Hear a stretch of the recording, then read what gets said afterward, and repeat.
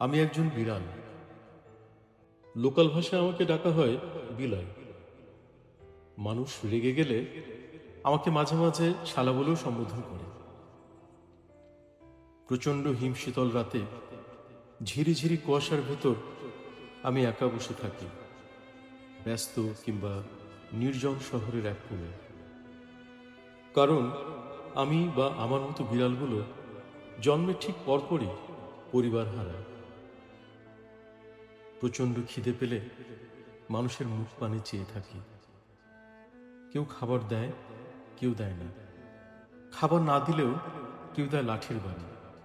ভালোবেসে কেউ কেউ ছুড়ে দেয় গরম পানি।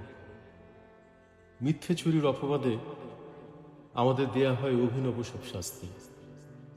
ফাঁসিতে ঝুলানো, বস্তায় ভরে পানিতে ফেলে দেয়া, খাঁচায় ভরে আগুন ধরিয়ে দেয়া, অথবা গাড়ির চাকায় পিষ্ট করে দেয়া।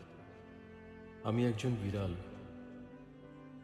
এই শহরে প্রতিদিন আমাকে হতে হয় সহস্র ঘটনার সাক্ষী।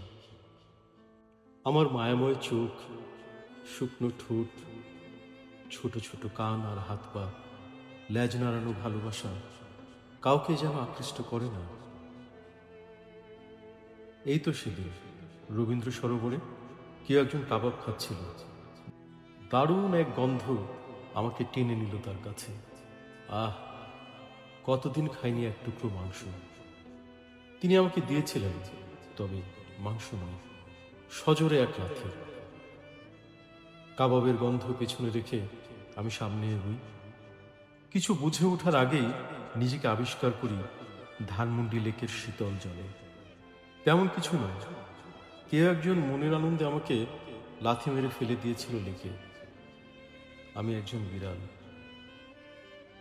আমারও একটি ভাষা আছে, পরিবার আছে, ভালোবাসা আছে। আমি আমার ভাষায় মানুষকে অনেক কিছু বলতে চাই, কেউ বোঝে না।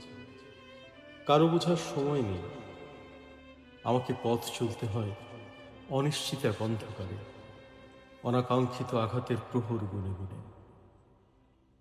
আমার চোখের সামনে পড়ে থাকে কাফনহীন আমার সন্তানের দেহ। আমার চোখের জলে বাতাস মন্থর হয়, আকাশ হয় স্তব্ধ, থেমে যায় পৃথিবী।